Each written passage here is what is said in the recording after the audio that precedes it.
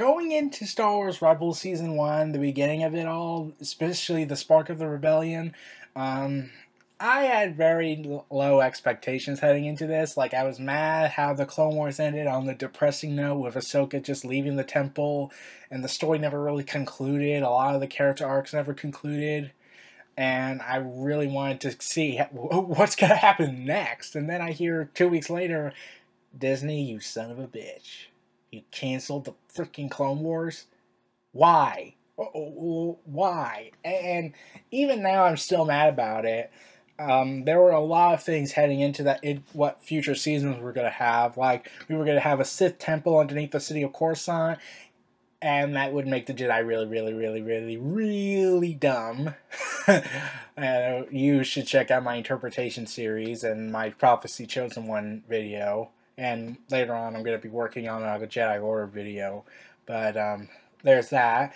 And the Yuuzhan Vong were going to show up in the series later on in a future season. And I said that would be freaking cool to see the Yuuzhan Vong. I have been wanting to see the Yuuzhan Vong for a long time now, especially on TV, and they could have appeared in the movies had they appeared in the Clone Wars series. Like, the Clone Wars was more EU-friendly than compared to Rebels and now future Star Wars material since Disney took over.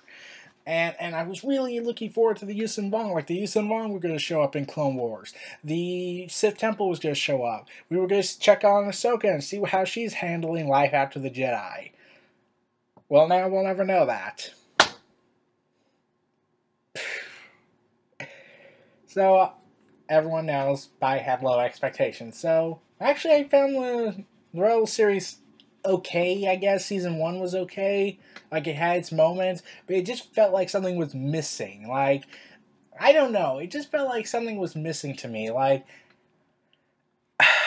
I really don't know how to put things into words. Okay, let me give you the basic premise. It takes place 5 years before A New Hope, and it tells the tale of these band of rebels, the Lothal rebels, combating the Empire, robbing from the Empire, giving to the needy. Basically, a Star Wars version of Robin Hood, except Robin Hood has a band with him, and the band occasionally acts like a misfit family.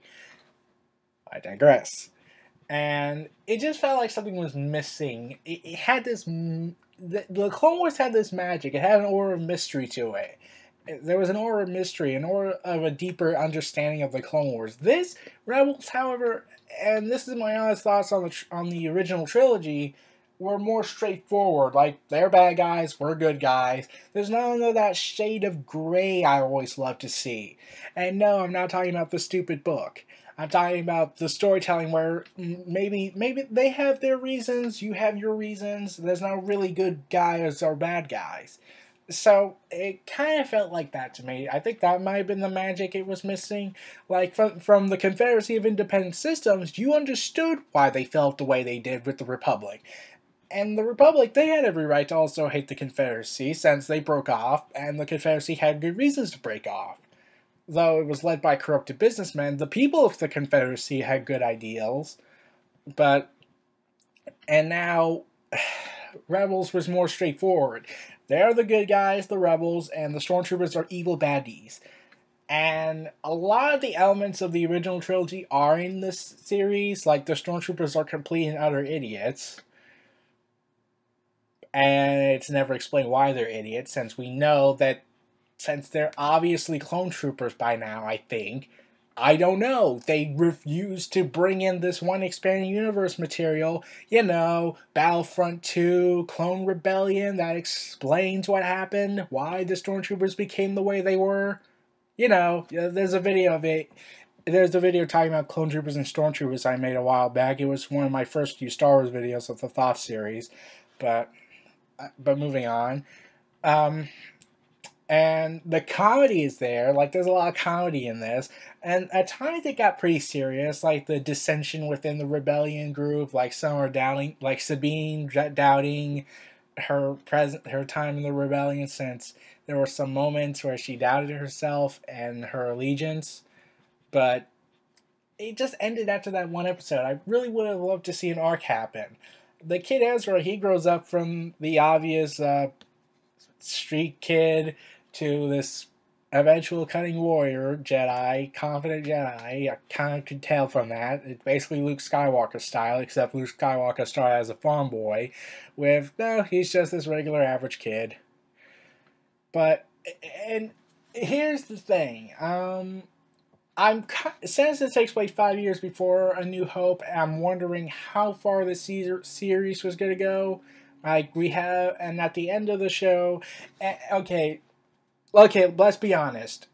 There is something going on between Kanan and Hera, the Twilight pilot.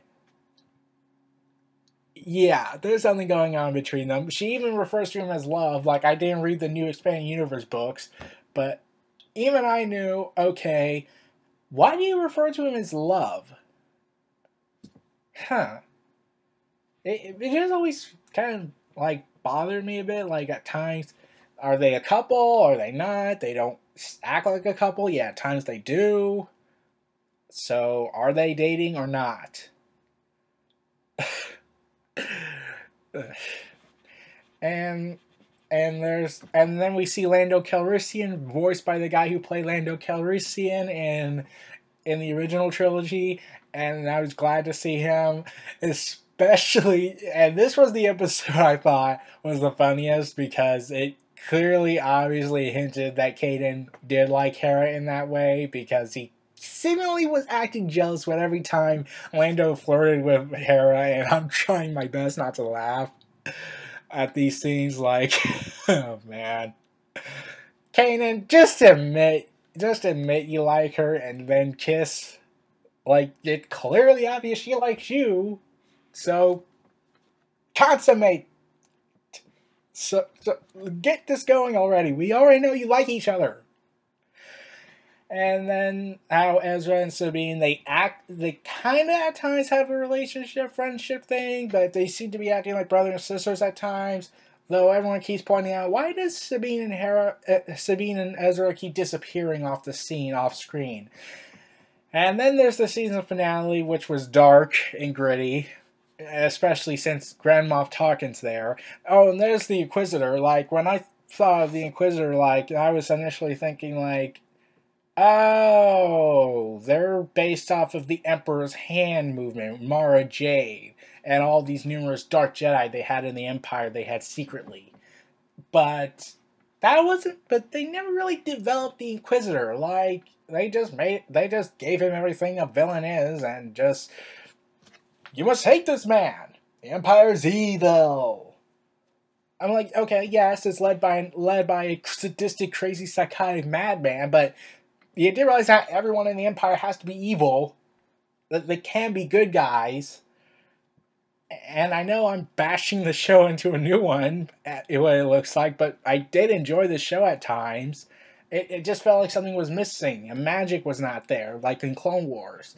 I don't know if it was the EU that they kept being friendly with, or was it because there was a layer of mystery in the shade of gray, or whereas this is more straightforward. I don't know. But I did enjoy the show. Like, there may be more negatives than positives, usually, for me. But I did enjoy the show. I really liked the season finale. I liked some of the moments they had with character development.